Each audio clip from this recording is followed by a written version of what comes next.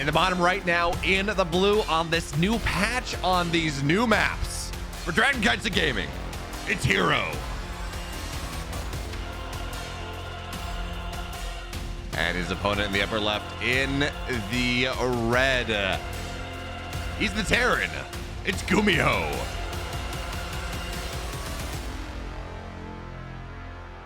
And I am beside myself. I am so excited to see what we're going to get here on these new maps. Now we're looking at a 9 map pool, not 7, 9. And that means vetoes in a best of 7. It means there's just more flexibility, more freedom for these players as they play best of 3s. They play best of 5s. And again, they do play those best of 7 grand finals eventually, which is just so exciting. But on top of that, on top of, wow, there are 7 maps now, which I think would have excited people, made people happy in and of itself, we have this new patch. It's a controversial one. It is one that I think that there are very many people that are maybe happy about it, but I think even more so, there are people that are concerned at the very least about some of the changes that have been made. Specifically, this idea of a very heavily retooled and buffed Cyclone. So previously, Cyclones were these boxy units that you would get 1 or 2 most of the time. You get 1 or 2 of them every game. Against Protoss at the very least, they keep you safe from Oracle play and Stargate play and things like that. And if your opponent has decided to go for a Stargate play, you could maybe go for a 1.5 base all-in off that. Get a couple Cyclones, run across the map with your Marines, and shove it in that way. But these new Cyclones are a very different thing. Those Cyclones, the previous ones, they had this long lock-on. They would do a great job against air units, and okay, fine. That's kind of what they did. These new ones, they don't have nearly as long of a range. They have this kind of perma lock-on where there's no cooldown on it, so once it's done, you just can reapply it to something else. They are no longer held to make it so that they can never apply all their lock-ons on one unit. Now you can have every single one of your cyclones attack one unit, which is kind of a balancing act to it at the lower levels. At this level, not too much to worry about. But in general, the Cyclones, their design goal, and I don't know that this is what's happened, but the design goal was to make it so that MECH would be viable in TVP. Oh, also they can get reactored out, which is terrifying, to say the least there. And it's also really hard for the Protoss to figure out what's happening, because you're gonna see, if you're gonna scout the main base of the Protoss, you're gonna see a reactored factory. Okay, is that Cyclone heavy pressure? Is that just a couple Hellions? You don't know. It's really hard to figure it out, but we're seeing that single Cyclone on the way right now. I assume a reactor is eventually going to go for more. A second barracks going down here as well, and Gumiho finds an angle. That's not a full wall here on hard lead. herO doesn't quite have the wall figured out the way he would like, so Gumiho gets a scout into the main base. He's going to see just what's what, who's where's where, and why is why, and the Reaper gets out. That is a massive Reaper cliff. That looks like that wall should have been good, but if you're not covering every angle, not going to be enough. So looks like we're not going to reactor out Cyclones for now, as we're just getting ready for that 2-on-1 type of setup. And we can see here with the Cyclones, you know, the lock-on range is not nearly as long, but it does have that instantaneous cooldown. So still solid at dealing with the anti-air stuff, dealing with the scout, but not quite as much. I am very curious. We know that, by the way, that we're pretty sure that this reactor on the factory is not going to be for more Cyclones. This is it's funny, right? There's this entire setup that says, okay, this is for TVP. We're going to fix this for TVP. We're going to make MECH viable. And then people come to realize that actually, no, the Cyclones are really good in TVZ, or in TVZ, and not all that great actually in TVP, at least kind of at first glance. So gonna be interesting to see what happens with that one. herO, though, for his part, he's got a 2 base blink expand coming out of him. Forge on the way, Robo Bay on the way, and Gumiho's gonna hit with this rather quick stim timing. Stim's gonna be done by about 5:15, and combat shields by that 6:30 mark. So it's worth paying attention to just how aggressive Gumiho is going to look to play. Like, what timing is he going to look to go on here? As that's going to be a dead cyclone. Very, very nice. They're coming out of herO. And the more I look at this cyclone, I was told that all these games were played on the new patch.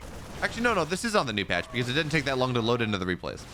So anyways, the stem here is going to go down the ramp. Gumiho doesn't get a single stalker here before the stem's going to run on out as they run away. And that's just 20% damage. That's 20% HP loss there on all the Marines. Now drop into the main base. 4 Widow Mines here going down. herO, the pull is going to be just fast enough here. And actually, okay, 4 probes go down for 3 Widow Mines. And then into the main base, a little bit more here. herO slow on the pull this time, but is going to be okay. He's going to survive on that one. And by the way, one of the goals of this patch was to make the Widow Mines a little bit easier to see what they were targeting. Just a tiny bit. That's the stated goal. It didn't happen.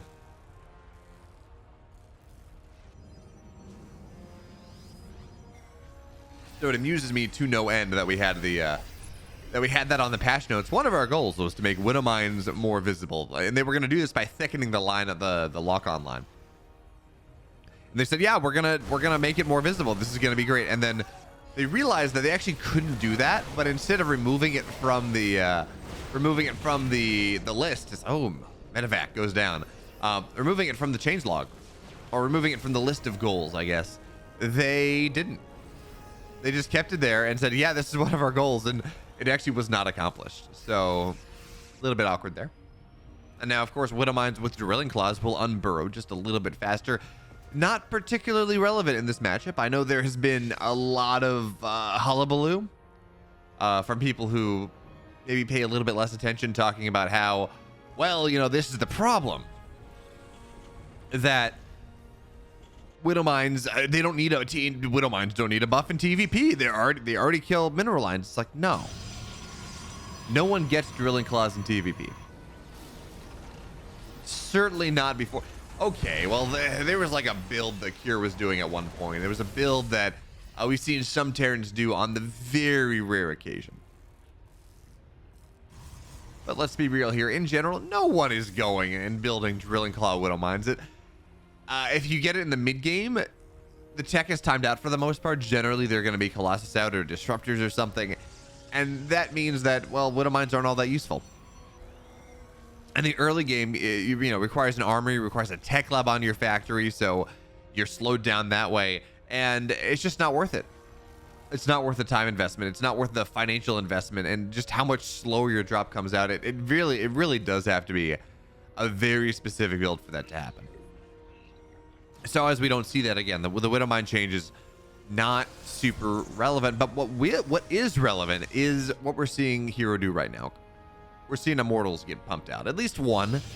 And when you get those Immortals on the map, you might say, wow, you know, Immortals at a certain point, once Ghosts are out, not all that great. And that used to be true, and that probably is still true to some extent. But Immortals now, EMPs don't drain their entire shields. It doesn't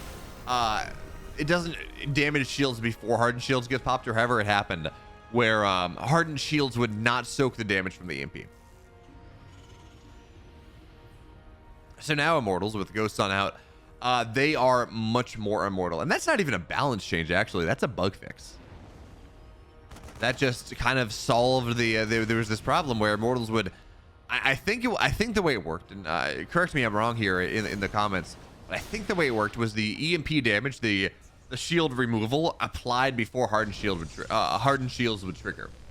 So you would go down to like 0 shields and then Hardened Shields go on. It's like, great, okay, fantastic. But you really have nothing to fall back on. And now the army runs forward here, tries to snipe a Ghost, gets that one, eats an EMP for their troubles, but there should be a shield battery to retreat back to, and this army, yeah. This army of Gumiho now trying to find its way through. This set of rocks is going to take a little bit of time to get through here. But the Vikings, they got a little bit of a dead airspace to play around with. One Viking goes down, but this tank position makes it kind of hard to deal with this. So for now, the cannon shelled away at just a little bit of damage here. The Guardian Shield gets popped. Remember, this lasts 14 seconds now. you can pop it before the fight, before the EMPs go out, and be very happy with the outcome. So DT is now warped in as well, just for Archons in this case, but there is EMPs on the map. It's only like one of them in this army, but there are EMPs that the Protoss player will have to deal with. So these Archons are not as powerful as they would like, but again, when you get ready to take the fight here, having that Guardian Shield, it's gonna last so much longer. Really is gonna be nice. So the Stalkers now looking for reinforcements, and they're just gonna get the sensor tower for now. So they will force a lot of this army of Gumiho back home here. herO, not exactly sure what he's waiting on. I guess just to max out, waiting for that 2-2 timing. So there we go. Zealots find their way in. Colossus on the backline here. This Guardian Shield is actually doing so much now. Now the Sentry's going to get targeted down, but it lasts for so long. The Immortal staying alive as well. But even still, that arc of bio, the Vikings forced the Colossus back. And despite everything, despite all of these changes, still this push coming out of Gumiho is really hard. The probes are going to get pulled. The one last tank will go down, and now the probes, 14, 15 of them will fall. The one Viking, actually just more than that, all the Vikings will kill all the Colossus, but everything on the ground will fall. And these Stalkers, they should be able to deal with the last of these Vikings as well. So at the end of the day, herO loses 17 probes, but he kills off the entire army of Gumiho. And he's still got those Immortals, still got those Colossus, and more importantly, he still has the base. And 8 Dark Templar on the way.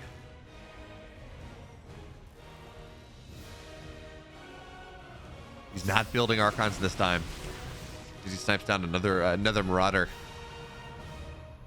And the question now is whether this turns into a fighting force. Oh no, this is just gonna get the base. This planetary should just fall down here. He's gonna get it right before the planetary goes down, and yeah, this is 8 DTs. There's not gonna be enough repair to save this. 4th base dead for Gumiho, and the DTs, they're just gonna blink out, run away, fight again another day. That's a massive move. That really does nullify a lot of the damage that Gumiho found, because yeah, he got 17 probes. It's still a 4. It's still a 4 Nexus Protoss. You can still chrono out 4 probes at a time. herO's economy's back where it was. And Gumiho's still a 3 base Protoss. He's got that 5th base on the way, now the 4th. But this is going to be a hard thing to defend. He's going to have to sit back at home for a while. It's not an easy defense, because it's going to take a while to turn into a planetary. And now this missile turret, good luck. It's not going to be there. It's not going to defend that attack angle. So again, we're seeing the Stalkers just find a little bit of value. That Overseer will go down, or that Observer will go down. But Gumiho's just trying to batten down the hatches now. He understands that push that he sold out for is not quite, it did not quite get enough done. Didn't quite get enough done.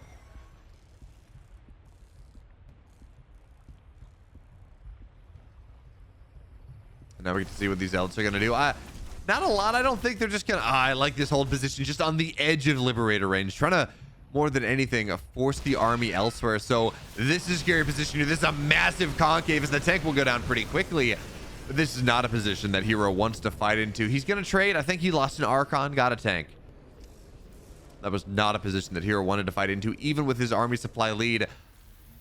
But it seems like he's going to try to do it again. Scan goes down. The army of herO gets scattered out just a little bit. Widowmine. It's going to soak on something. Soak on a Widowmine. There we go. That goes down. And this concave is just not, again, it's not something you want to fight into. Even with the Guardian Shield, everything, even with everything else. But there is, well, actually upgrade parity. But the army supply lead coming in from herO here. And he's actually doing a really good job of only fighting part of the army. Disruptor shots are going to go off. And again, we're seeing the nerf right there. It's a little bit harder to get the damage that you would like. Even still, though, this army of herO is just crunching right on through. And Gumiho is going to fall down. herO, he bends, but he does not break. In game 1, it goes the way of our Protoss player here in the grand finals of KSL. On the new patch, on the new maps. Game 1 goes to herO.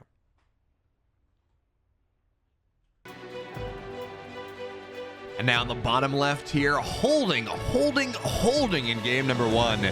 In the blue, he's up 1. It's herO.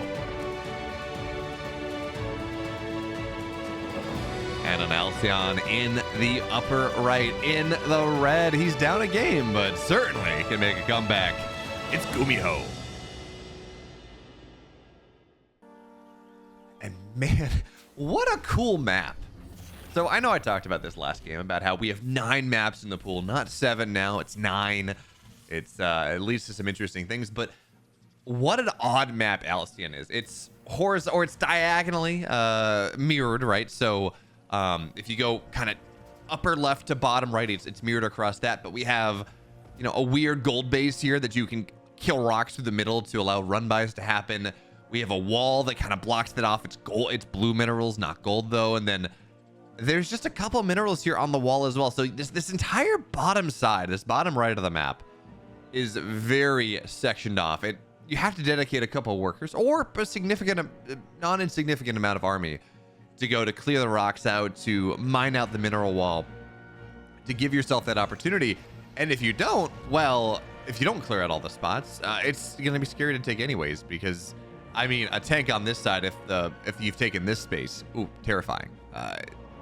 Really nice positions for players to siege up in and lots of chokes. So in general, kind of a cool map. And then of course, on top of that, as this probe continues to be obnoxious, tries to get the SCV as much as it can, on top of that, we've got this Xel'Naga tower in the very middle of the map, which really is going to dominate a lot. But as we can see, this is the extent of that range. It's a big map, Alcyone is. So yeah, the Xel'Naga tower in the middle dominates a lot, but not as much as you might otherwise think. And that probe will go down. Other final thing to talk about here, these rocks in the middle. They cut off a lot of kind of direct pathways. You have this direct path through the middle, sure, but the rocks here do a very good job of cutting off a direct path towards the linear third, which may or may not be where herO eventually decides to expand. It's just a little bit safer. It takes a little longer to run through. Either you have to go the long run around like this, or you got to kill a bunch of rocks. So bunch of really interesting things on this map, and Gumiho is doing something different. He's got concussive shells on the way. And in fairness, there's a version of this build that Gumiho was doing when he came back from military 2 years ago, year and a half ago, something like that, where he would get concussive shell marauders. He would get like 2 of them, and their job really was just to make sure that the stalker that runs across the map, the adept that runs across the map, they would just get knocked down. They would get killed. And then you deny a lot of map control, you deny a lot of vision there from the Protoss, and it can be a little annoying. Looking at the production tab here, we have 1 Hellion, okay, fine. But there are, well actually, okay, so the Marauder is running across with the Hellion as well. This is gonna get scattered out by the hallucinated Oracle. Beautiful little play there coming in from herO. But this time, again, Gumiho is not just gonna sit at home and hope to catch something. He's going to try to bust through this with just a hodgepodge of early units. Now, the shield battery's not ready yet, but this is a full wall.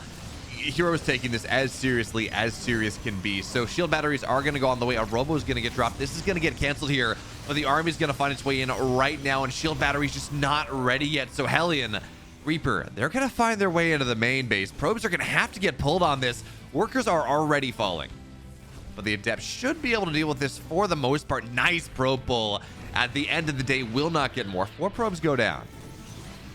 And I think this is going to be the extent of it. It's 4 dead probes for the cost of, well, these Marauders actually should be able to run. There's no blink. And actually, as the Cyclone arrives, you got to be careful here. That's a lot of damage. But even still, it will be enough to force things back. Just too many Stalkers on the high ground for right now. Cyclone looks for another lock on, but will just die immediately. Another Marauder dead here, as well as the following Stalkers. They're just trying to chase down as much as they can. Line of sight blocker, not enough. And herO, yeah, he lost 4 probes, 5 probes in total, but that was not worth it there for Gumiho. That was a 5-0-12 build. I think that was very much a build designed to capitalize on the new meta. And now Stalkers playing on top of the Marauder. They just make it so they can't get in the bunker, and Gumiho's dead. Just like that, Gumiho falls down, and herO 2-0. See, luckily, this is a best of 5, and herO, well, he's got to win a 3rd. And the bottom right in the blue, he's up 2. Just really, really good defense. For Dragon Cuts to Gaming, it's herO. And in the upper left, in the red, down to aggression not working. It's Gumiho.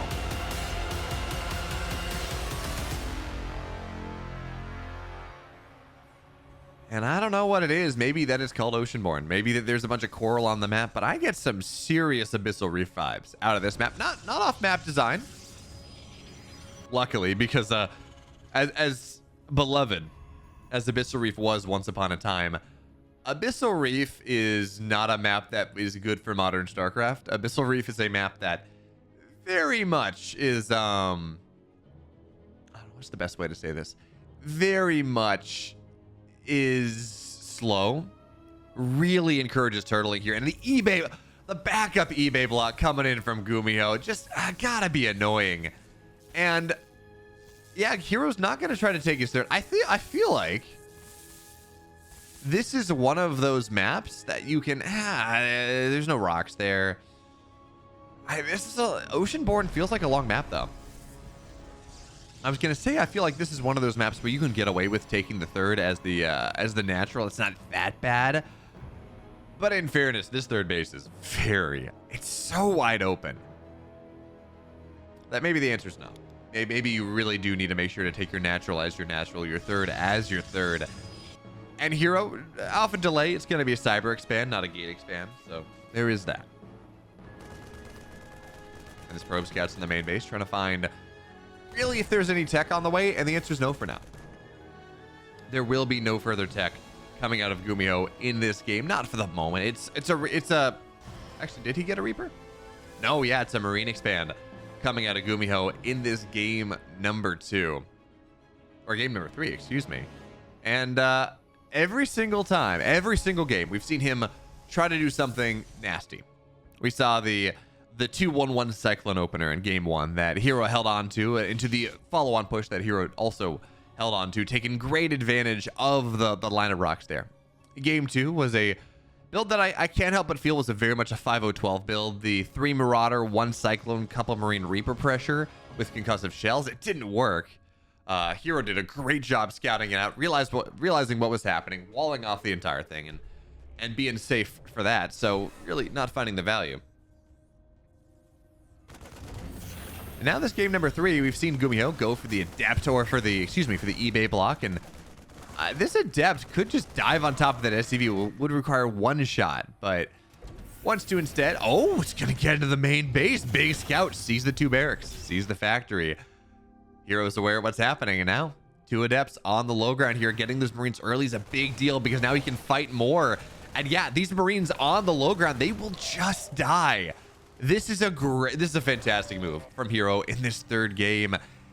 Eventually, yes, more Marines will pop out, and eventually this is not something herO will have to back up. In fact, he's going to back up right now because his Adepts are just a little bit too low. But even still, he gets damage done. He kills Marines. He forces actually, he doesn't really force any mining loss though. That's really the end goal out of this, but he never shades forward on that. He didn't really accomplish that one. But behind this, Stargate Oracle's on the way, and I am very curious to see how well the Cyclones deal with Oracle play, because I think that is the big thing. Cyclones once upon a time were very good at dealing with Oracles. The lock on, they did so much damage that it really wasn't worth dealing with for the most part. But now that we have 2 Cyclones here, even with the nerf in terms of like anti-Oracle play, they should be able to get a lot done. Well, for now though, Oracle's gonna dive on top of this, thinks about it, runs away because the lock-on's still there and still damage is done. But 2 workers are gonna go down, make it 3. It should be 4. Oh, herO could have gotten a 4th there. Probably trades the Adept for it though. This doesn't feel worth it still.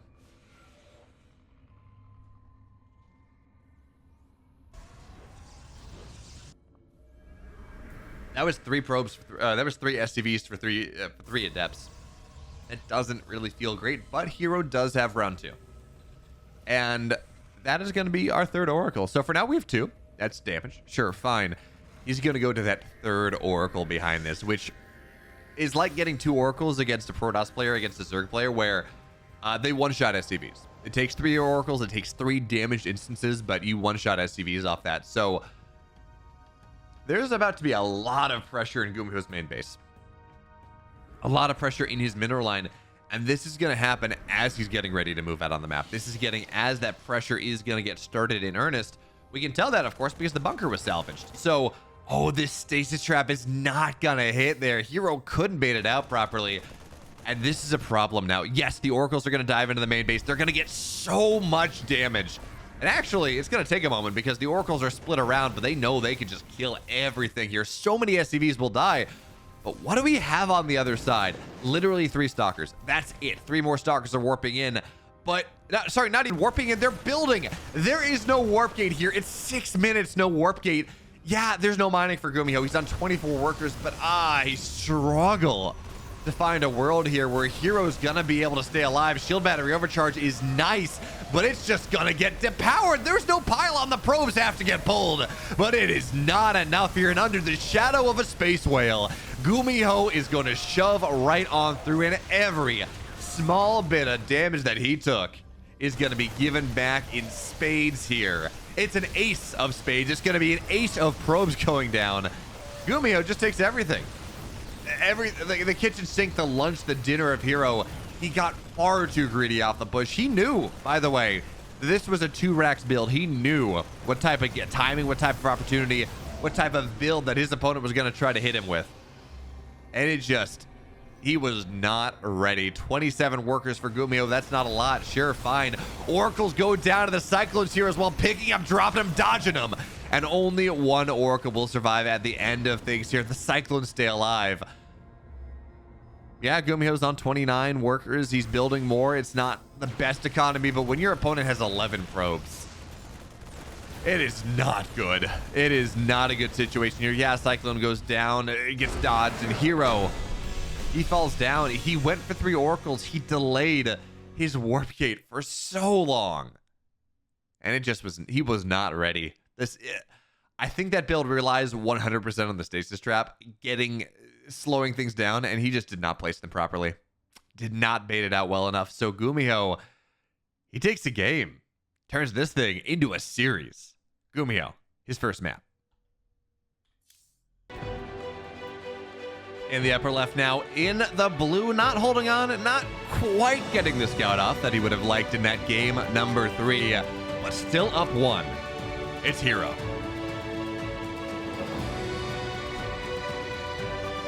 Down to the bottom right, in the red, pushing through, Gumiho.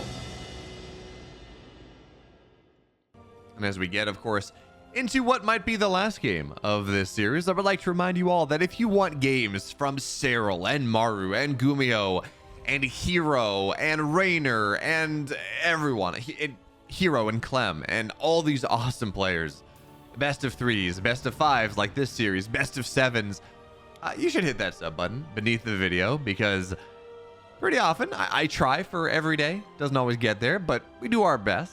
You'll get games. You'll get these awesome series, and my personal guarantee to you is that there's going to be at least 1 awesome game in every single series that gets uploaded, or it just doesn't get uploaded. That's just how that works. So make sure to hit the sub button, like the video, and let me know how you feel about these new maps. I'm always confused by Golden Aura, which is what we're on here for map number 4.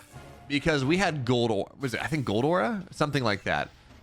This map has a very familiar name. So I had to look it up, actually, before we got into the game, because I was about to say, making its return to the map pool, making its return to the ladder map pool, because that made sense. I could have sworn we had a map. We had this map in the pool before, but it's just because the tile set's very similar, and, well, the name is very similar.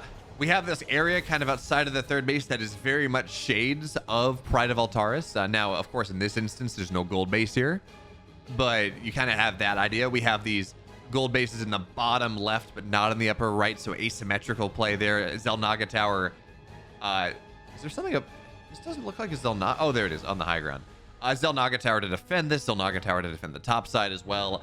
And the other interesting thing about this is you have 5 bases very close together, and theoretically this should be a free 4. right? A free core 4 because they're all up on the high ground. But they are so separated. These kind of linear 3 and this 4th base are so far apart from each other. And then you have the rocks to siege up as well. This kind of awkward multi-pronged position that seals things off, but also makes it hard to counter engage. This is not quite as turtly of a map, I don't think, as say Protoss. Certainly not as much as Pride of Altaris was. But I'm really curious to see how this one works out. But for now, herO trying to get aggressive on the map with this. He's got he's up a map in the series. He's delaying the natural for a while, but also Gumiho, he's fine with that. He did in fact delay on purpose, getting that on the low ground because he's going for this 1-1-1, because he doesn't want to deal with this pressure out of herO. He knows that herO loves this type of idea. So for now, we're gonna of course see the command center go down on the low ground, but Stalkers and Adepts means there's not going to be mining from it just for a little bit longer. The Cyclone and the additional Marines that pop out should be enough. So for now, not the crazy shutdown, but still just going to be a little bit obnoxious. Cyclone gets on top of the Stalker here, is going to be able to shoot it down. Adept falls as well, and the Cyclone stays alive. Everything that herO was using to deny this base, to put on pressure, is now gone. Deader than a dodo. Gone in the ground. And that means Gumiho can move out on the map here. He's got a lot of early game units with how he went for a barracks factory expand instead of just kind of your barracks expand. That's why the command center was on the high ground. So just by slowing his economy down just a little bit, he does hit the tech. And by the way, we got to point this out as this, well, actually, we're going to talk about it in a second, because there's pressure coming in from Gumiho right now. It seems like he's gonna back up at least for a second, maybe go around somewhere else. But we got to talk about what's happening out of Gumiho right now. One of the big changes in the patch, one change that I'm actually really happy about, was a nerf to Ravens. These Ravens got far too strong in the last patch, where they were cheaper, so you can afford a tank and a Raven as all the high ground bait there. Blink is not done. But Ravens got cheaper, so you could afford more Ravens than previously because the gas count was was buffed, I guess. It decreased. Or you could afford Ravens and tanks. And that meant that these Terran early game pushes were just a little bit too fast, a little bit too powerful, had too much tech behind them. So the thing they did was they said, okay, we're going to make Interference Matrix an upgrade. It's not going to be that expensive. It's not going to be that slow. But we are going to gate Interference Matrix behind the upgrade here. So Gumiho having to spend a little bit of extra gas. Just a little bit extra gas to make that happen. So notice the tank count is not as high as it might otherwise be. Here's the Stalkers put pressure on. Are not able to find what they want. Not just yet. And here, by the way, this is 4-gate. This is 4-gate blink coming out of herO. Trying to take advantage of just how wide open this main base is. It's not the biggest ramp, but once you get up there, the main base is pretty wide, and the natural is a bit of an opportunity as well. Stalkers blink on top, trying to get the tank. It's awkward, though. It is ugly. But now the Cyclones are going to go down here as well. Medevac will fall. And despite how kind of realistically ugly that was, Stalkers are going to try to chase this Raven down. Yeah, they're going to get it. This is a disaster for Gumiho. This is not good. And more Stalkers are going to warp in, thinking about blinking on top of that tank. Yeah, go for it, herO. No, left side. SCVs, the damage that you're really going to be looking for. And the E-bait denied for just a little bit. Third, fourth gas. One of them killed as well. Supply depots going down. Will supply block Gumiho. And I'm really surprised to not see this tank get jumped upon. But, I mean, Stim's not done. This is a bit of a surprise. I really would think to see herO just jump on top of that tank. Now there's a second one now. It's a little bit harder, and we're going to see these Stalkers start to take some damage. So blinking on out, taking one shot. Now the tanks are concentrated in the natural, so maybe it makes sense for herO to try to blink in the main. Again, there's not that big of a cliff. And actually, the high ground, the main base isn't even all that as big as I said it was. So you don't even have that. Makes it even more impressive. What herO was able to do is he blinks on top of the tanks, gets both of them. But it looks like that was traded pretty heavily there. 14 dead Stalkers in the main base, though. More workers will fall. We'll continue to just put a damper on the supply of Gumiho. That's 14 dead stalkers. I don't care. Even with killing the tanks and killing the ravens. Oh, look at that. Gumiho saves a marine on the hot pickup. That was still really expensive out of herO, and personally, I'm not a fan. I mean, yes, you got the tanks. Yeah. Well, actually, I guess he only got... No, he did get both tanks. There's just 4 tanks were made. I don't think that was worth it. We're gonna have to see, though. Maybe with continuing damage, maybe with these stalkers that continue to stay in the main base that are realistically not doing a great job of targeting things down. They got like 1 SCV there. Maybe that's gonna be enough, because of course behind this charge done in 10 seconds. Certainly by the time that this army runs onto the other side of the map from Gumiho, mortals are getting chroned out. We're getting sentries as well, and I love the inclusion of these stalkers behind it. Eventually they're gonna have to go home for the defense, most likely. But they're delaying the third base. But they're denying reinforcements. They're getting damage done there, and this warp prism has to be careful, sure, but it is buying so much time on the map here for herO, just being obnoxious. Little drips and tiny bits of damage, and any damage you get done on a tank is going to work out pretty nicely for you. It means that you kill things a little bit faster. Tank on the backside will fall down. That's going to be very nice. And here comes herO on the fight. Guardian Shield gets popped, but an Immortal and an Archon, they get shut down here. Army has to retreat, has to run away. Gotta save that Immortal here, but he won't be able to. And now a second Immortal going down. Hardened Shield popped, but now done. And now the SCVs are gonna get pulled on this. I love this decision from Gumiho. It's so smart. There's not any there's so little splash damage in this army. It's like a single Archon. In fact, we're going for the base trade right now. 6 SCVs have already fallen because of the pull, but the Stalkers, Zealots on the other side, warping in the main base here, but the tech is gone of herO. He's gonna have to do it with Zealots and Stalkers against the reinforcements here, against the SCVs in the main.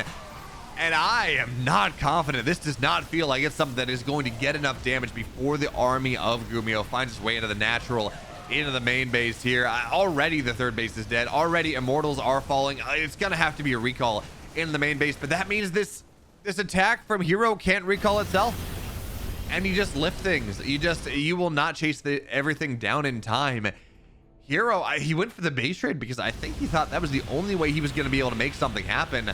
And in fairness, so the command center will start to burn.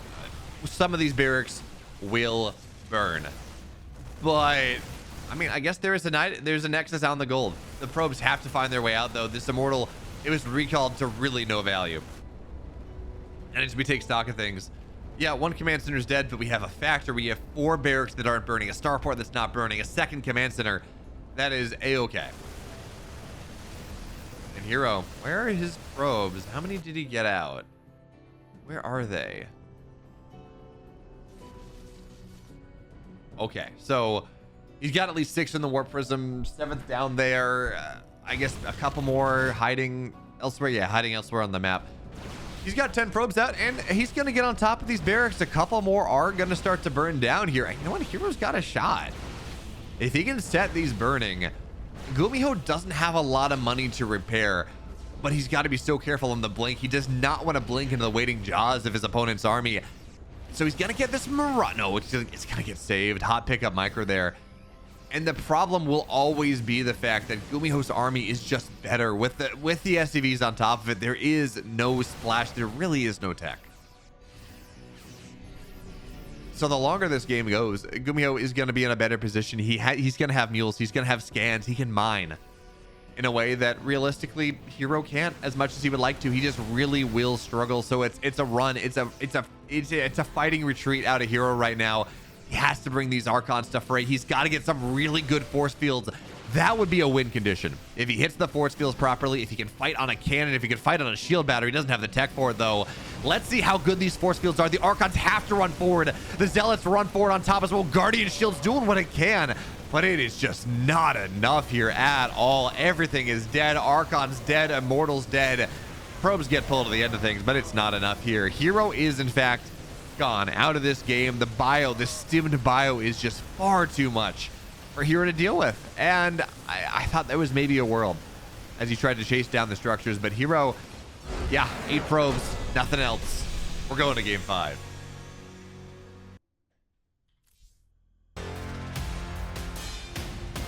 And in the upper right, in the blue, for all the marbles here in our first KSL on the new patch on Hecate, it's herO. And the bottom left, his opponent winning with all funky stuff. He's the red Terran. It's Gumiho.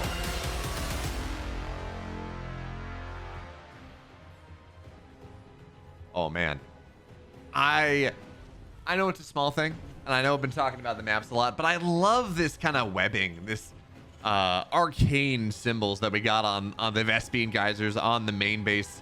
Not on the natural, not anywhere else, but in the main base, we got these kind of arcane setups. It's really awesome, and this is fun. So not only is Hecate a gorgeous map, not only is Hecate a massive map. I mean, you have 6 bases very easy to take, and then there's kind of these 7th bases that are more contested. They are gold and regular mineral bases. You have 4 gold mineral patches, 4 regular mineral patches, so it's like a base and a half is, I guess, how we can talk about it. That's really cool.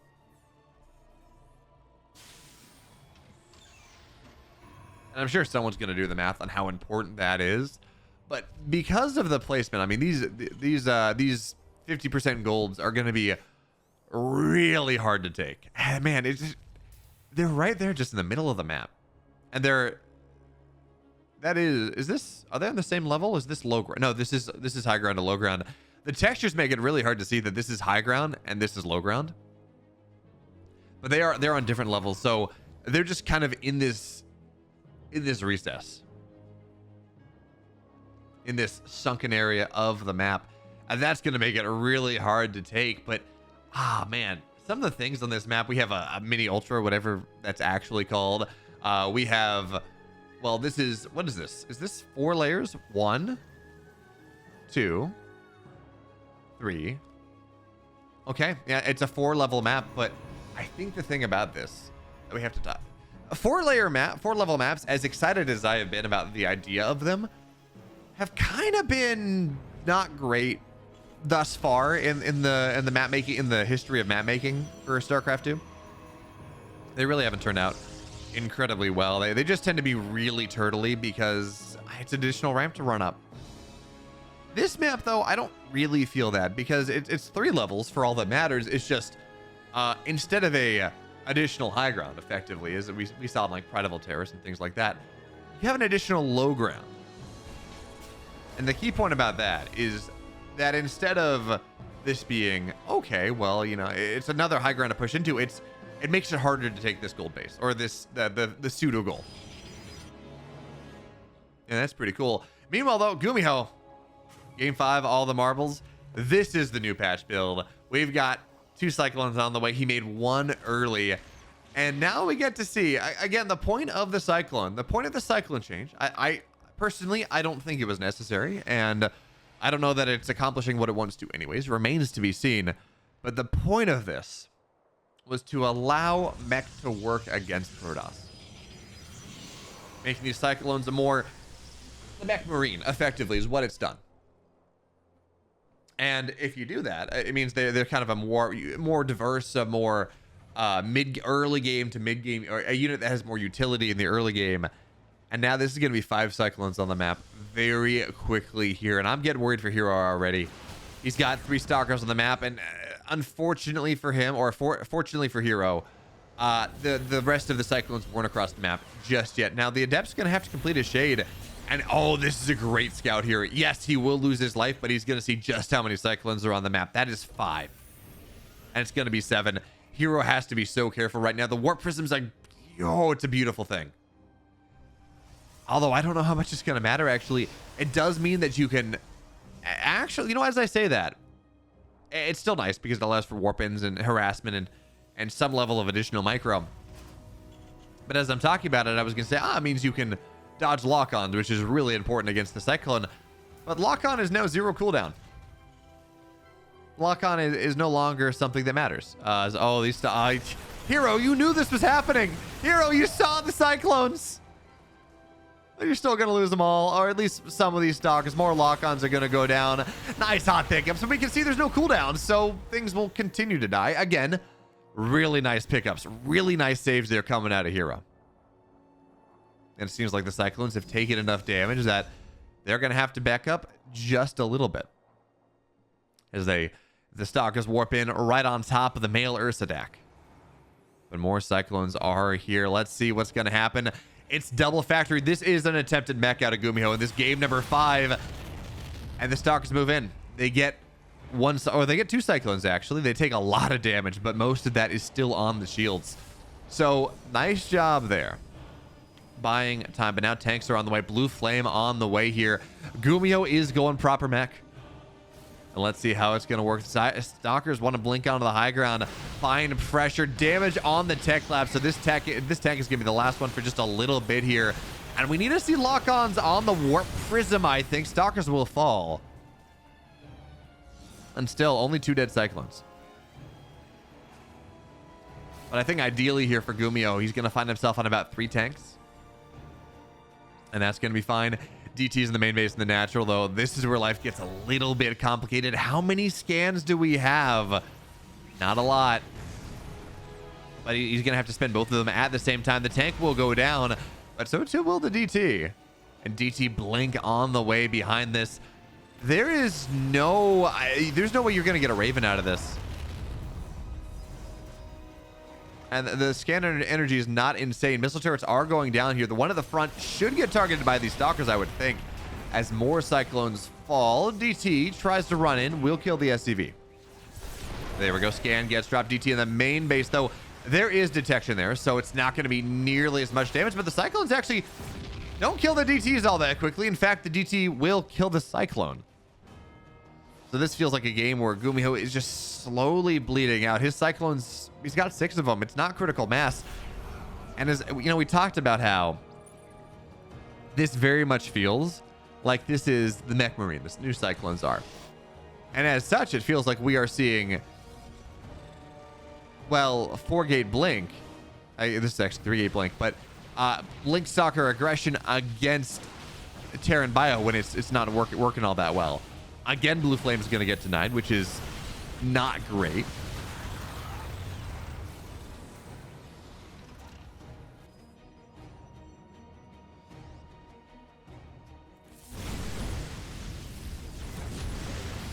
The Hellions on the other side. That's 9 probes going down. That's a big deal. That is that does a lot to alleviate this pressure coming out of herO, and maybe lining up a couple more, but not quite. And we can see just how much Gumiho would love. Oh man, if he had Blue Flame right now, that'd be a dead mineral line. That would be herO's economy not just being equalized, but brought back in the dumps. Is now, I'm not sure what this new upgrade's called. I forget what it's called. I don't. Yeah. Hurricane thrusters make Cyclones faster. Not really relevant here. And now the Cyclones get on top of everything. This tank is not seized. The Stalkers, they blink on top of the Cyclones, are actually fighting really nicely. But Gumiho, he says he realizes that this game is over despite everything. 2 behind from the early game. And in a sample size of 1, Cyclones to enable mech. Not enough. Not yet. And herO clutches it out here. Protoss wins the series against the Terran, and clearly the patch accomplished everything that it could possibly have wanted. But even still, herO 3-2 in this KSL Grand Finals.